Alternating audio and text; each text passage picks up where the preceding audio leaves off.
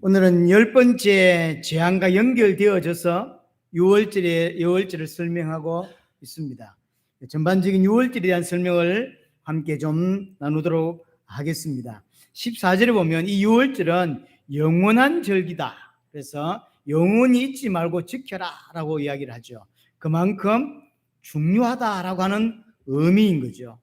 자, 먼저 2절에 보면 이 달을 6월절 지키는 그 달이죠. 이 달을 너희에게 달의 시작 곧 해의 첫 달이 되게 하고 라고 합니다. 6월절은 너희에게 달의 시작이 되게 해라 라고 이야기를 하는 거죠. 이게 굉장히 중요한 영적인 의미가 있는 거죠. 출애굽이 우리 인생에 있어서 새로운 시작이 된다라고 하는 거죠. 그래서 애굽의 삶도 나의 삶이었지만 이제 구원받은 나의 삶은 완전히 다른 삶입니다. 세상과 또 하나님의 백성의 삶은 다른 삶이다라고 이야기를 하죠. 그래서 첫 달이 되어야 된다. 6월절이 첫 달이 되어야 된다라고 이야기합니다. 우리의 진짜 참된 인생의 시작은 여기서부터 시작되는 거예요. 그래서 원래는 3, 4월절 됩니다. 태양력으로 말하자면 이것이 3, 4월절 되지만 유대인 달력으로는 그들이 하나님을 믿는 그 유대인의 달력으로는 1월 달이 돼요. 그래서 성경에 보면 아비월이라는 단어를 쓰죠. 아비월. 이게 1월 달입니다. 그래서 그로부터 시작돼요. 그러니까 굳이 따지자면 달력이 두 개예요. 하나는 세상력, 태양력이죠. 지금 우리가 하고 있는 1월, 2월, 3월 그걸 가지고요. 이제 영적으로는 자기들끼리 쓰는 달력이 따로 있는 거죠. 그게 뭐냐면 구원받은 것으로 시작되는 달력인 거예요. 그래서 그걸 아비월이라고 이야기하고 나중에 그 아비월이 니산월이라는 단어로 또 바뀝니다. 여하튼 그렇게 해서 굉장히 중요한 의미로 우리의 인생의 진짜 시작은 여기로부터 시작된다. 구원으로부터 시작된다 라고 하는 것을 설명해 주고 있는 거죠. 근데 첫 달은 맞지만 또 첫날은 아닙니다. 그렇죠. 6월절이 1월 14일이에요. 우리 생각에는 딱 떨어지게 그냥 1월 1일 6월절을 기준으로 해서 1월 1일 하면 좋겠는데 하나님도 그렇게 하지 말래요. 왜 그런지 모르겠어요. 하여튼 1월 14일이 6월절인 거예요. 자, 6월절 준비를 이제 3절에 보면 합니다. 3절에 너희는 이스라엘 온 회중에 말하여 이르라 이달 열흘에 너희 각자가 어린 양을 채할지니. 자, 6월절을 어떻게 이제 시작하냐면 어린 양을 이제 잡습니다. 1월 10일 날. 6월절이 14일인데 4일 앞에 1월 10일 날 어린 양을 취하게 됩니다. 여기서 취한다는 이야기는 죽인다는 이야기는 아닙니다. 죽인다는 이야기는 아니고요. 고르는 거예요. 어떤 양을 잡을지를 이제 고르는 것입니다. 고를 때 보니까 각 가족 수대로, 그게 3절 마지막 부분에 각 가족대로 그 식구를 위하여 어린 양을 취하는데 4절에 그 어린 양에 대하여 식구가 너무 적으면 이웃 사람들과 함께, 그래서 먹을 수 있는 분량을 따라서, 그래서 이제 대체로 제가 자료를 찾아보니까 대체적으로 양 한 마리에 어린아이 어른 합쳐서 10명으로 잡는다 그래요. 이게 꽉 맞는 게 아닙니다. 그러니까 어떤 사람 좀 잘 먹을 사람 있잖아요. 한 4사람이도 한 마리 먹을 사람 있고, 어떤 사람은 15명이 달라붙어야 한 마리 먹을 수도 있는 거죠. 그러니까 대략적으로는 그렇게 했다는 거죠. 여하튼 먹을 수 있는 분량에 따라서 아주 잘 먹는 사람들끼리는 좀 몇 사람 해가지고 그냥 한 마리 잡고, 좀 더 못 먹는 사람들은 더 많은 수가 붙어야 돼요. 여하튼 그래서 먹을 수 있는 양을 따라서 이제 계수를 하는 겁니다. 그렇게 해서 양을 이제 잡는 것이죠. 근데 양을 잡기 전에 10일 날 양을 취합니다. 요놈 해야 되겠다라고 이제 정하죠. 그러면 14일 날 양을 잡잖아요. 4일이 비잖아요. 그 4일은 뭐 하냐면 함께 살아요. 고른 그 양과 4일 동안 함께 삽니다. 물론 집 구조가 약간 양들과 함께 살 수 있는 구조들이 좀 있는 집이 많다고 합니다. 약간 1층 개념은 왜 아프리카나 이런 데 보면, 왜 집에 들어가 보면 닭하고 같이 사는 가정 보셨습니까? 닭하고 사람 같이 살아요. 얼마나 냄새가 많이 날까요? 근데 그게 그렇게 살았대, 옛날부터, 오래전부터. 그거 비슷하게 유대인들 그 가정의 어떤 모양이 이런 짐승들, 양이나 염소가 같이 살 수 있는 이런 모양들이 있는 집들이 있어요. 거기 약간 조금 올려서 사람들이 자는, 이렇게. 여하튼 양을 선택해 가지고 4일 정도로 함께 삽니다. 그리고는 양을 이제 잡게 되는 거죠. 왜 이렇게 할까요? 4일 동안 함께. 어떤 사람들은 정이 들었다고 하잖아요. 양을 데려다 놓고 이렇게 4일 같이 살다가 같이 지내던 이놈을 이제 죽이는 거예요. 그게 어떤 사람도 힘든 거예요. 정이 들었거든. 우리나라 개를 이제 많이 집에 키우죠. 옛날에는 개는 먹는 거 외에는 별로였어요. 다 개 키워서 먹었지. 근데 이제 요즘 먹는 사람이 어디 몇 명 되겠습니까? 저도 돌아보니까 개 안 먹은 지가 벌써 한 20년 다 돼가나요? 한 15년 돼가나요? 그 정도 된 것 같아요. 안산 와서 처음에 개 좀 먹었는데, 자주 먹는 건 아니지만 개 이제 잘 안 먹잖아요. 근데 키우는 그 개를 잡아 먹는다 생각해 보세요. 이게 정든 사람은 못 먹어요. 그 양도 마찬가지요. 4일 동안 같이 부딪혀 살다가 이놈을 잡아서 죽여야 돼요. 왜 이렇게 할까요? 왜? 어린 양을 마음에 새기라는 거예요. 나와 아무런 관계없는 것을 피로 흘리는 게 아니라 내가 알고 있고 나하고 같이 지냈고 나하고 같이 부딪히고 스킨십하고 이랬던 놈을 죽인단 말이에요. 그건 내 마음에 새기는 거예요. 절대로 잊지 마라. 뭘 잊지 말아야 됩니까? 왜 이 양이 죽어야 되는지를 절대로 잊지 말라는 거예요. 정확히 말하면 양이 죽어야 되는 게 아니에요. 내가 죽어야 되는 거죠. 어린 양은 내 대신 죽는 것입니다. 인간은 하나님의 진노 또는 하나님의 심판을 받을 수밖에 없는 죄인이죠. 하나님이 처음에 아담과 창세기 2장 16절 17절 언약을 하시는데 그 언약을 어기면 어떻게 되냐면 정령 죽을 것이다 라고 이야기하죠. 그래서 죽음이 시작된 거예요. 로마서 6장 23절에 죄의 삭선 죽음입니다. 하나님이 심판자를 보내서 인간을 심판하시는데 심판의 내용이 뭐냐면 죽음이에요. 그런데 어떻게 살 수 있냐? 피 바른 집만 사는 거예요. 어린 양이 내 대신 죽어서 피 발라준 집, 그 집만 살아날 수 있는 것이죠. 왜 그렇습니까? 레위기 17장 11절에 생명이 피에 있는데 피만이 죄를 사할 수 있기 때문이죠. 히브리서에 말한 대로 피 흘림이 없은 적 사함이 없는 거예요. 오직 피만이 내 죄를 해결할 수 있는 것입니다. 이 피는 양의 피를 의미하는 게 아닙니다. 이거는 예표일 뿐인 거죠. 양이 나를 위해 죽어줘도 다시는 구원받을 수 없습니다. 이 피는 예수 그리스도의 보혈을 의미하는 거죠. 쉽게 말하면 예수 그리스도 어린 양 대신 예수 그리스도의 보혈, 어린 양이 내 대신 죽으셔야 되는 거죠. 어린 양 예수가 내 대신 죽으셔야 돼요. 그것이 내가 사는 유일한 길인 거예요. 그걸 절대로 잊지 마라 라고 하는 게 하기 위해서 4일 동안 같이 살게 해요. 같이 먹고 같이 자고. 자, 5절에 보니까 그 어린 양의 조건이 있습니다. 아무거나도 하면 안 됩니다. 5절에 보니까 너희 어린 양은 허먹고 1년 된 수컷으로 하되. 허먹고 1년 된 수컷이 하되. 이것이 구원자의 조건, 우리로 말하면 그리스도의 조건이 돼요. 우리를 구원할 수 있는 자는 죄가 없어야 돼요. 그래서 그리스도가 죄 없는 분이어야 돼요.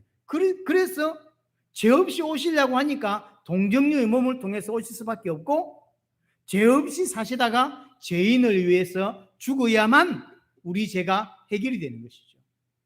흠 없는 이게 굉장히 중요합니다. 그리고 또요, 어린 양도 어린 양이 아니에요. 보니까 5절 마지막 부분은요, 양이나 염소 중에 취하고 그러죠. 그래서 저는 옛날에 양이라고 했는데 왜 염소도 하지? 나중에 소도 있거든요.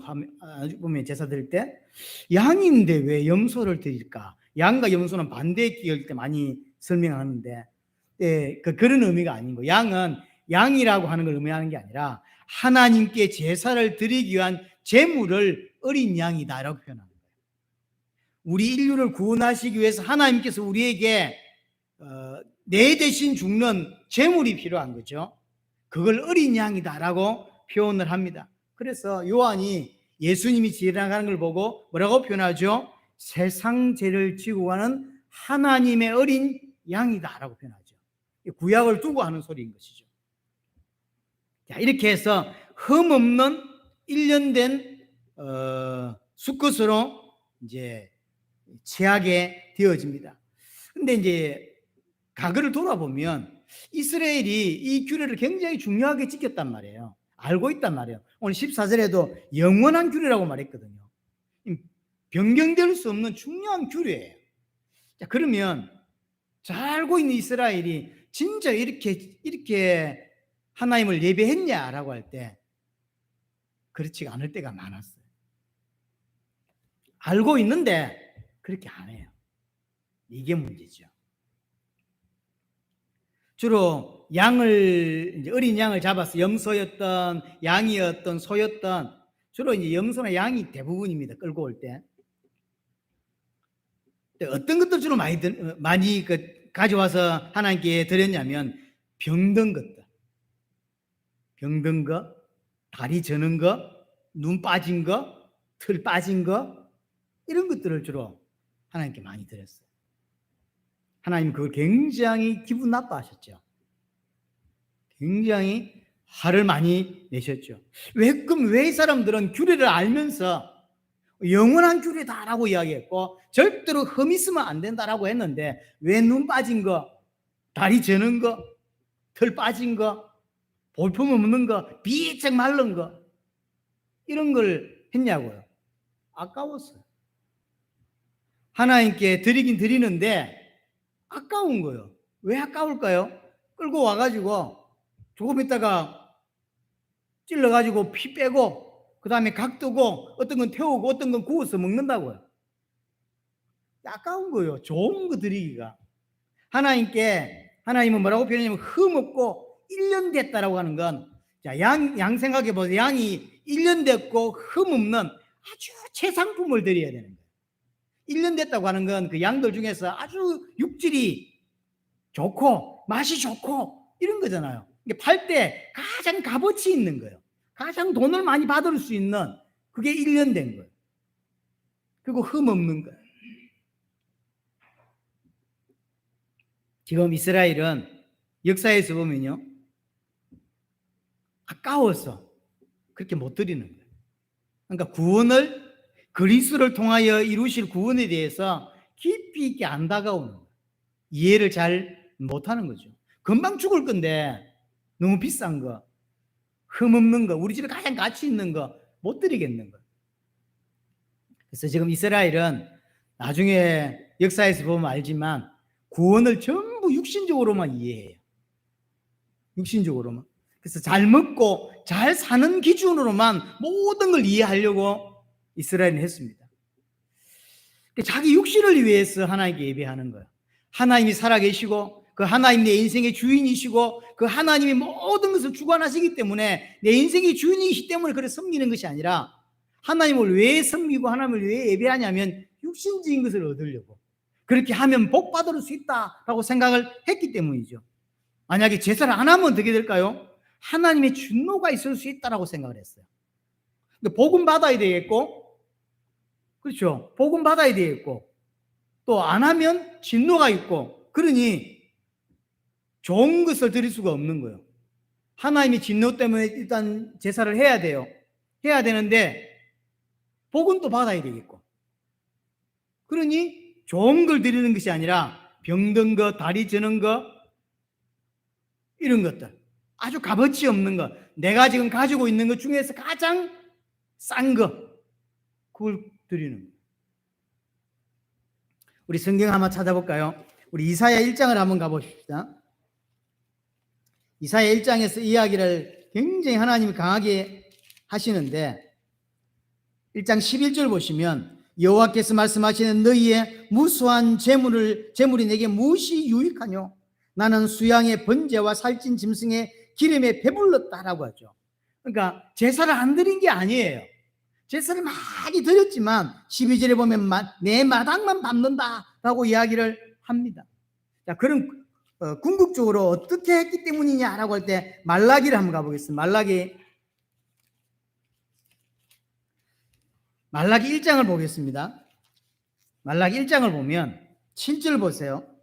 말라기 1장 7절에 보면 너희가 더러운 떡을 나의 제단에 드리고도 말하기를 우리가 어떻게 주를 더럽게 하였나이까 하는도다. 하나님 보실 때 이스라엘 백성들이 하나님께 드리는 예물은 더러운 떡이다라고 본다는 거예요. 근데 그렇게 말하니까 우리가 언제 더러운 걸 드렸습니까? 라고 한다는 거예요. 이는 너희가 여호와의 식탁은 경멸히 여길 것이라 말하기 때문이다. 하나님 보실 때는 정말로 경멸히 여긴다. 그게 뭐냐? 8절에 만군의 여호와가 이르노라 너희가 눈먼 희생제물을 바치는 것이 어찌 악하지 아니하며 저는 거 병든 거 이런 것들을 드린 것이 악하지 아니하냐? 이걸 너희의 총독에게 한번 갖다 줘봐라. 지금 속국이잖아요. 속국인데 너희 그 다스리는 총독에게 한번 갖다 줘봐라. 그럼 어떻게 하는지.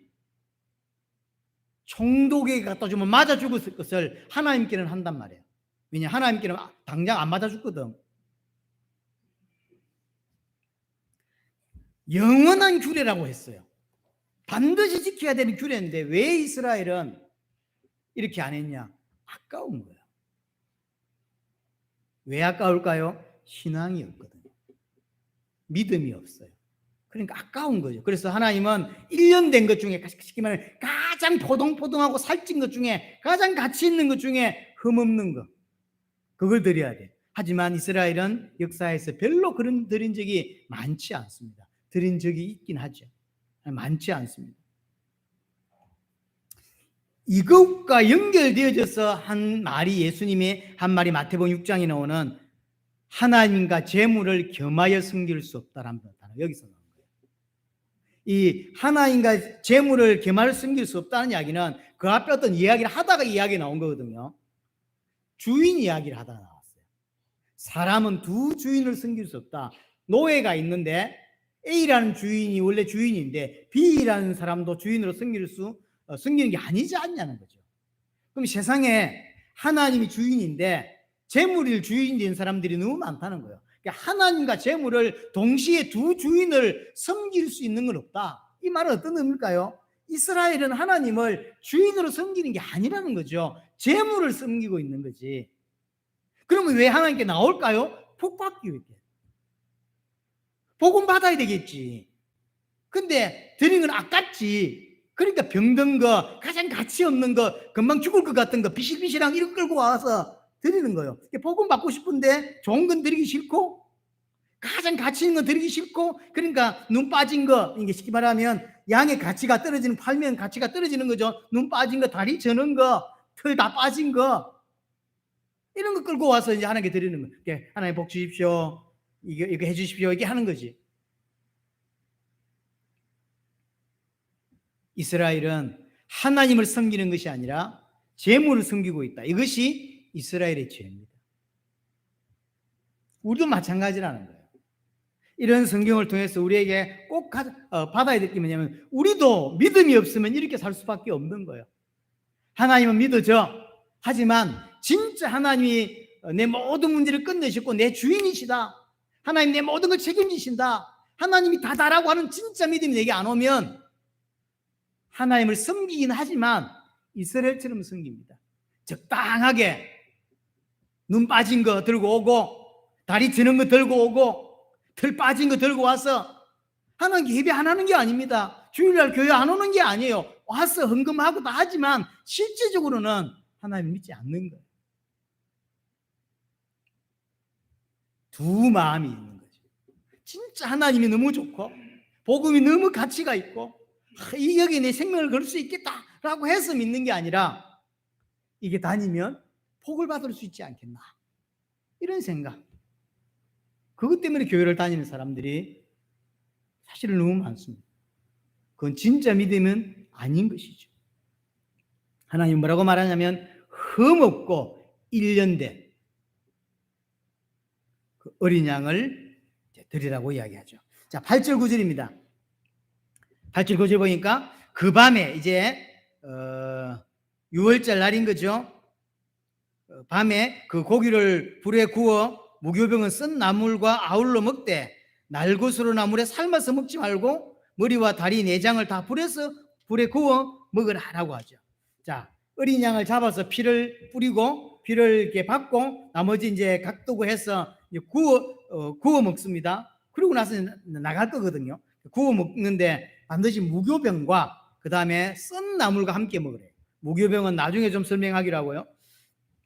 반드시 썬 나물과 함께 먹으라 라고 이야기를 합니다. 이 뭔 의미냐면 너희가 애굽의 종되었던 그 노예살이 그게 얼마나 힘들었고 고달팠는지를 기억하라는 거야. 그래서 썬 나물, 맛있는 게 아니에요. 그렇게 먹기 좋은 것도 아니고 나중에 보면 알지만 무교병도 딱딱한 빵입니다. 누룩이 들어가지 않은, 이스타가 들어가지 않은 아주 맛없는 빵이에요. 그것과 썬 나물과 이 고기를 같이 먹는 거죠. 뭘 기억하게 하기 위한 거냐면 너희가 애굽에서 종살했던 그 삶, 우리로 말하면 구원받기 전에 세상에 살았던 그 삶이 얼마나 고달팠고 얼마나 힘들었는지를 절대로 잊지 말라는 거예요. 그럼 그 힘들었고 고달팠고 어려웠던 그 삶에서 어떻게 빠져나올 수 있었습니까? 어린 양의 피 바름으로, 어린 양이 내 대신 죽음으로 말미암아 빠져나올 수 있다는 거예요. 아무리 해도 10가지 재앙이 내려도 못 빠져나옵니다. 어떻게 빠져나왔냐? 어떻게 애굽에서 나올 수 있었냐? 어린 양이 내 대신 죽었기 때문에 나올 수 있는 거죠. 그래서 그걸 더 깊이 각인시키기 위해서 4일 동안 함께 살아요. 함께 지내고 함께 먹고 함께 자고 그리고 함께 했던 그 양을 잡는 거예요. 그리고 죽이는 것입니다. 그 어린 양이 죽어야 내가 사는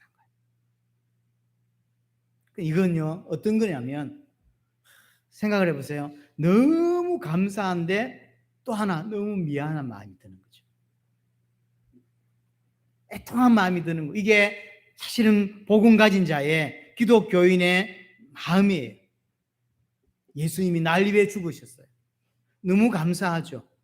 하지만 한편으로는 너무 미안하고 애통함이 있어야 돼요. 왜? 내 죄 때문에 죽었거든요. 내 죄 때문에 하나님의 아들이 죽은 것입니다. 하나님의 아들은 죽어야 될 이유가 없어요. 하나님의 아들이 육신을 입고 이 땅에 올 이유가 없어요. 하나님의 아들이 고난당할 이유가 없어요. 하지만 내 때문에, 내 죄 때문에 하나님의 아들이 죽은 거예요. 너무나 애통한 거죠. 너무나 마음이 아픈 거예요. 너무나 미안해야 돼요. 내가 뭐라고, 피조물이 내가 뭐라고 하나님이 피조물이 되고 죽어야 되냔 말이에요. 그걸 진짜 안다면 애통함이 생기고 미안함이라는 게 생겨요. 내 같은 게 뭐라고? 여러분 같으면 바퀴벌레를 위해서 어마어마한 걸 희생하겠냔 말이에요. 우리 중에 바퀴벌레를 위해서 생명을 내걸 수 있는 자는 없습니다. 똑같은 거예요. 우리가 뭐라고 하나님이 자기의 생명을 내놓고 우리를 건지냔 말이에요. 그게 구원이거든. 그래서 구원의 가장 밑바탕에 뭐가 깔려있냐면 하나님께 향한, 예수님께 향한 미안함, 그리고 이렇게 뭐랄까요? 애통함이라는 게 있는 거예요. 반대로 또한 나 때문에 예수님이 죽었단 말이에요. 너무 감사하죠. 그렇잖아요. 그래서 너무 감사함과 너무 미안함이 동시에 있는 거예요. 이게 구원받은 자의 마음입니다. 하지만 이 구원을 이해 못한 자는 항상 어느 쪽으로 가냐면 방탕론 쪽으로 가요. 뭐랄까요? 방종으로 가는 거예요. 예수님이 날 위해 십자가 지셨어. 내 모든 죄를 끝냈고 모든 문제를 끝냈어. 그러면서 뭐하죠? 마음껏 방탕해요. 마음껏 방종해요. 그럼 구원을 이해 못한 거예요. 진짜 제가 얼마나 큰 건지 예수님이, 하나님이신 예수님이 이 땅에 오셔야만 되고 육신을 입으셔야만 되고 죽으셔야만 해결할 수 있는 게 죄란 말이에요. 그럼 제가 이해가 됐죠? 그 죄가 이해된 사람은 실수로 죄를 지을 수는 있지만 일부러 죄 속으로 들어가고 또 죄를 짓는 쪽으로 안 간다고요. 타락 쪽으로 안 간다니까요. 안 가려고 몸부림쳐요. 그래서 진짜 죄를 이해한 자는 죄와 싸우려고 하고 죄에 대한 혐오감을 가져요. 죄에 대해서 한탄해요. 내가 너무 연약한 자이구나. 너무 연약한 것에 대해서 한탄하고, 그래서 하나님의 은혜를 구하는 자가 되고 죄 안 지으려고 싸우는 자가 되는데, 복음을 잘못 이해하니까, 한쪽으로만 이해하니까 다 끝났다라고 하면서 마음껏 타락하고 마음껏 범죄하고, 그건 구원을 이해 못한 거예요. 절대 그럴 수가 없는 거예요. 그래서 하나님 앞에서 미안함과 애통함, 또 하나 너무 감사한 마음, 이것이 없는 자는 항상 이상한 쪽으로 갑니다. 그렇죠? 그래서 기독교 안에 항상 이상의 극단으로 가는 사람이 있어요. 다 끝났다, 다 해결됐다, 과거, 현재, 미래 모든 문제 다 끝났다라고 하면서, 그래서 지금부터 짓는 내 죄는 죄가 아니다. 왜? 십자가에서 다 끝나셨기 때문에. 그래서 마음껏 마시고 붓고 난리도 아니죠. 왜 그럴 수 있냐면 다 끝났다고 믿기 때문에. 그러니까 죄를 이해 못했고 구원을 이해 못한 거예요.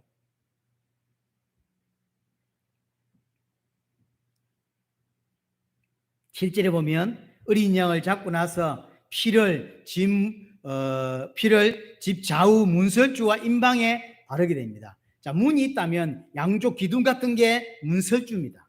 그리고 위를 임방이라고 합니다. 문설주와 문 임방에 이제 그 잡은 양의 피를 바르는 거죠. 예, 뭐하고 연결시키냐면 나중에 22절 한번 보세요. 12절, 12장 22절 보면 우슬초 묶음을 가져다가 그릇에 담은 피에 적셔서 그 피를 문 임방과 좌우 설주에 뿌리고라고 하죠. 그리고 아침까지 한 사람도 자기 집 문 밖으로 나가지 말라. 이해되죠? 우슬초라고 하는 풀 같은 게 있어요.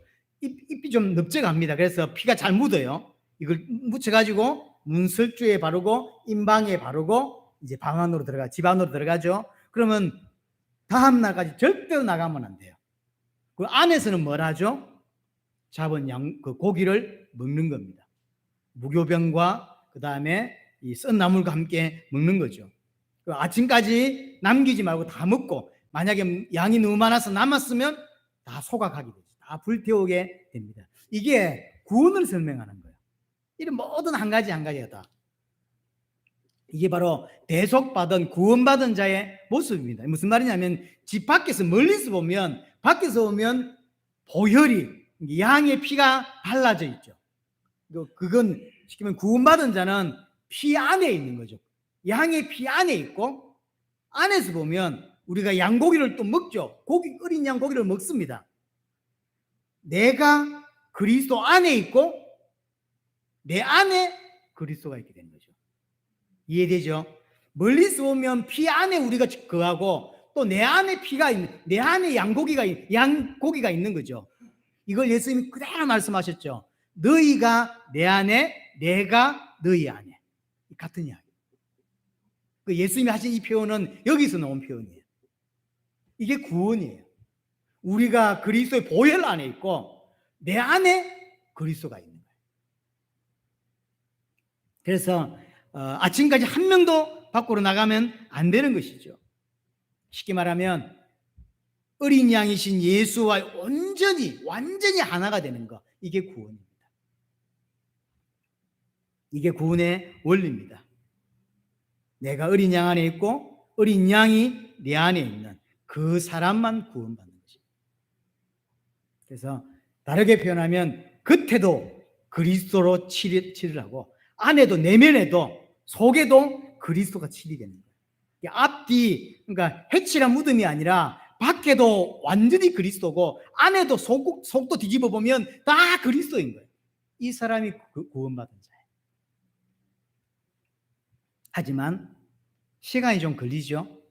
밖에 칠하는 것이 어렵지 않지만, 우리가 기독교의 모습처럼 사는 건 어렵지 않지만, 실제로 온전히 그리스도로 닮아가고 그리스도화 되어가고 성장해가는 건 시간이 좀 걸리죠. 마치 뭐와 같냐면 내 안에 들어온 그리스도가 내게서 소화가 되고 그것이 살과 피로 변하고 우리에게 힘이 되고 능력이 되기까지는 시간이 좀 걸리듯이, 구원받았지만 사실은 이제 구원받은 모습을 완전히 갖추기까지는 약간의 시간이 사실은 필요한 겁니다.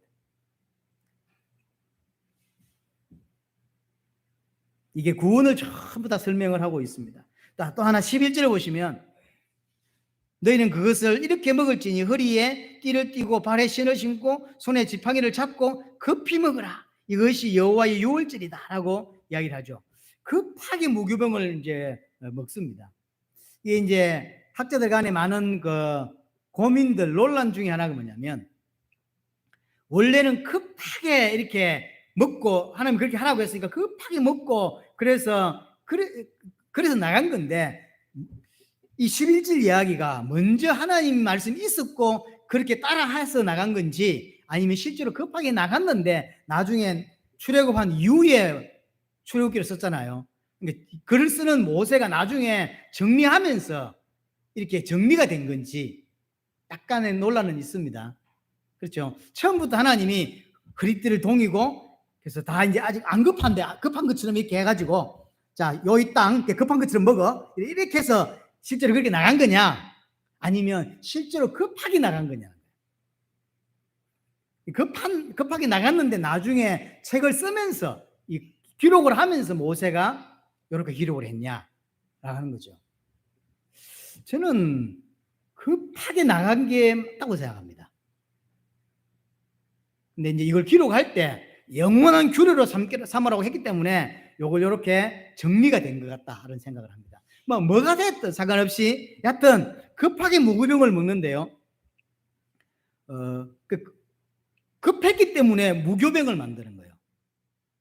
안 급했으면 무교병을 만드는 게 아니라 누룩을 넣는 거죠. 이스트를 넣어요. 넣을 수 있죠. 나중에 다른 성경 구절에도 좀 나온다고 알고 있는데요.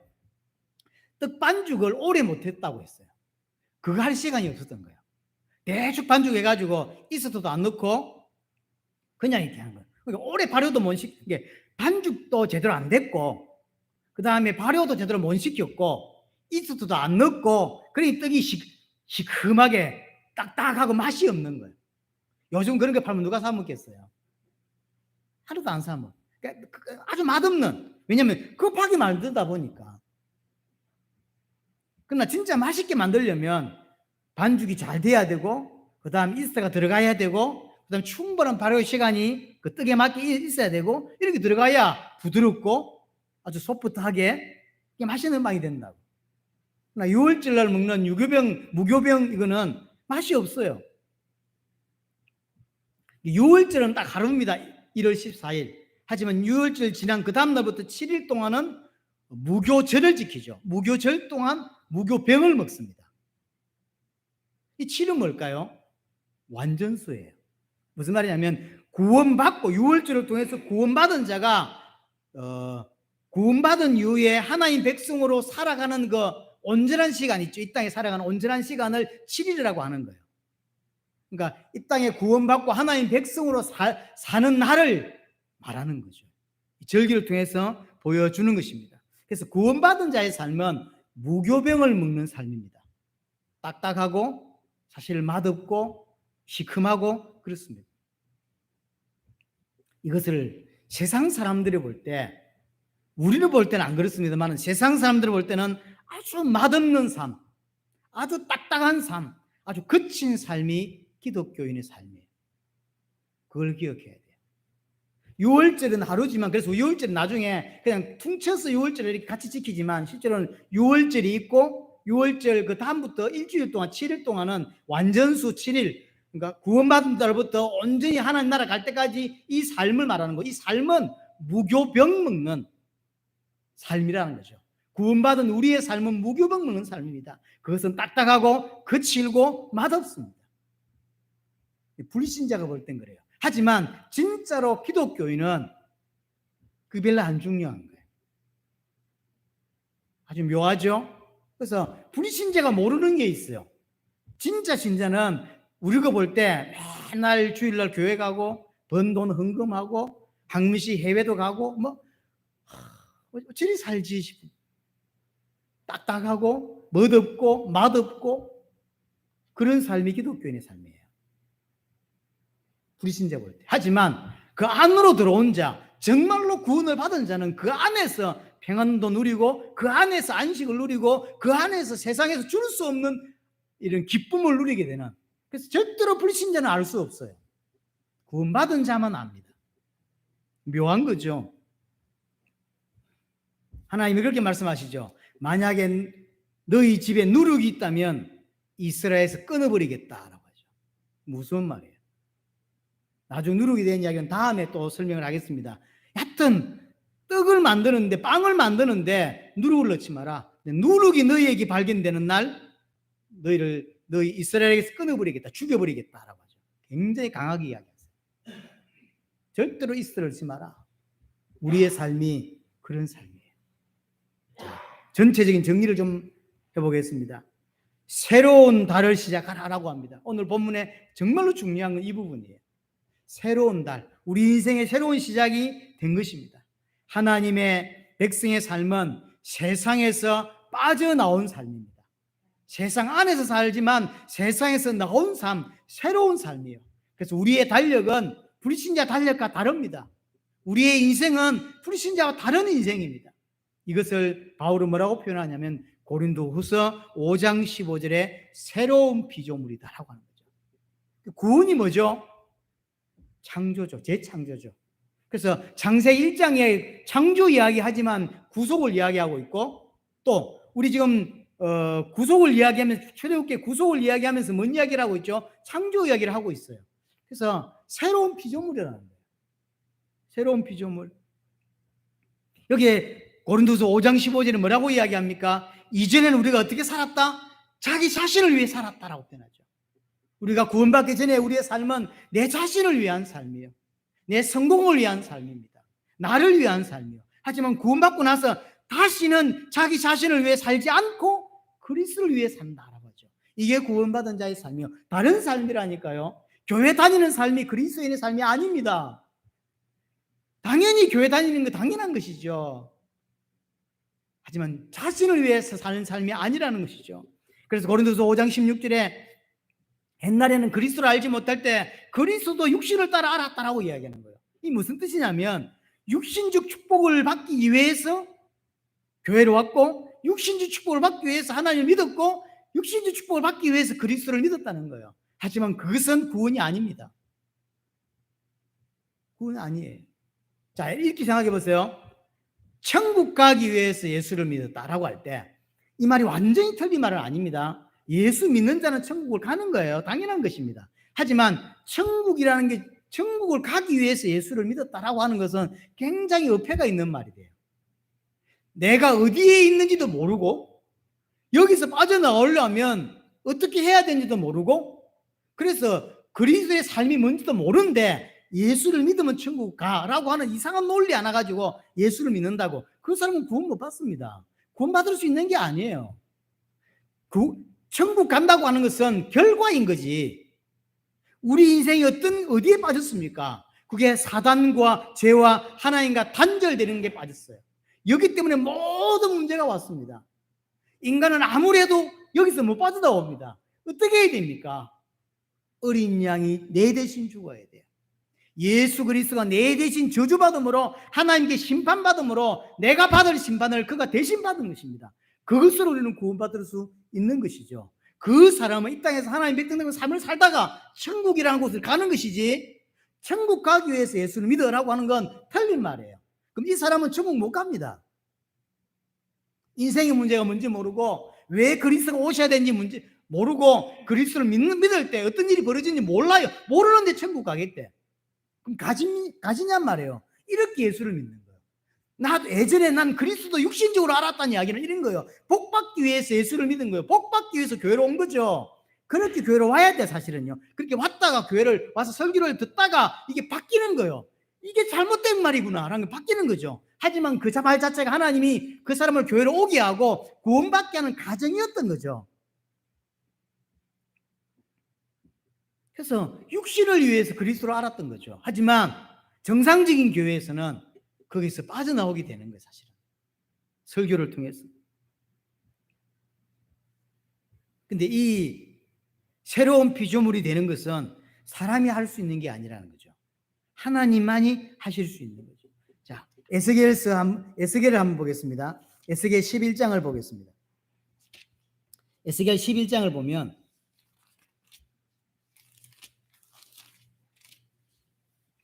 19절입니다. 19절에 보면 내가 그들에게 한 마음을 주고 그 속에 새 영을 주며 그 몸에서 돌 같은 마음을 제거하고 살처럼 부드러운 마음을 주어라고 하죠. 우리가 정말로 예수를 그리스도로 믿게 되는 참 구원은 우리 스스로 할 수가 없어요. 내가 믿는다고 믿을 수 있는 게 아니라는 거죠. 어떻게 해야 됩니까? 하나님이 하셔야 돼요. 그 속에 새 영을 주어야 돼요. 그리고 새 마음을 주죠. 그러니까 너희 굳은 마음이 제거되고 뭐라고 되냐면 돌 같은 마음이 제거된대요. 절대로 구원받을 수 없는 그 마음이 바뀌는 거죠. 이게 하나님의 은혜로 되는 것입니다. 그럼 이게 여기서 새 영, 누굴 말할까요? 성령을 말하겠죠. 성령께서 오시면 성령으로 거듭나게 되면 이렇게 된다는 것이죠. 하나님이 우리를 성령을 보내셔서 새로운 피조물로 재창조하시는 것입니다. 그렇게 됐을 때 육신을 위해 살지 않고 육신대로 살지 않고 그리스도 때문에 사는 인생이 되는 거죠. 그리스도에게 생을 거는 인생이 되어지는 것입니다. 그래서 새로운 인생이 됐다, 새로운 피조물이 됐다고 하는 건 뭘까라고 할 때 이 땅에서 설명할 수 있는 단어가 몇 개 없어요. 그래서 제가 가끔 하는 말이죠. 정말로 구원받았다 내지는 진짜 새로운 피조물이다 할 때 할 수 있는 단어는 이거밖에 없어요. 가치관. 제가 청년 때부터 했던 이야기인데요. 가치관이 바뀌는 거예요. 분명히 교회 출석할 수 있고 헌금도 할 수 있고 선교도 할 수 있고 선교를 나갈 수도 있습니다. 하지만 그런 하는 많은 사람들이 그렇게 왜 하냐라고 할 때 복 받아요. 하나님의 백성이기 때문에 당연히 우러나와서 기쁜 곳에 우러나와서 하는 것이 아니라 그렇게 하면 복 받겠지라고 하는 것 때문이죠. 그런 구원과 상관이 없는 거다라는 거죠. 하지만 거듭난 자는, 진짜 거듭난 자는 다시는 자신을 위해 살지 않고 육신을 위해 살지 않는 인생이 이렇게 팍 바뀌어버리는 거죠. 턴이 탁 되는 거예요. 그래서 바울 서신을 보면 옛날에는 이랬는데 지금은 이렇다라는 이렇게 비교해서 쓰는 게 참 많습니다. 예를 들어서 에베소서 2장에도 보면 전에는 너희가 그 안에서 거하여 뭐 이런 표현도 쓰죠. 이 세상 풍속을 쫓고 공중 건시 제번대를 따랐으니 이 말 쓰죠. 지금은 이런 표현을 쓰죠. 그러니까 항상 바울은 옛날에는 우리가 이렇게 살았다라고 이야기하는 거죠. 지금은 그렇게 않다라는 이야기를 하는 거예요. 완전히 다른 겁니다. 가치관이 바뀐 거예요. 그게 구원입니다. 완전히 바뀐 거. 그래서 진짜 구원받은 자는 죄에 대하여 한탄이, 혐오가, 싸움이 있고 또한 그리스도에 대한 올바른 인식이 있는 거죠.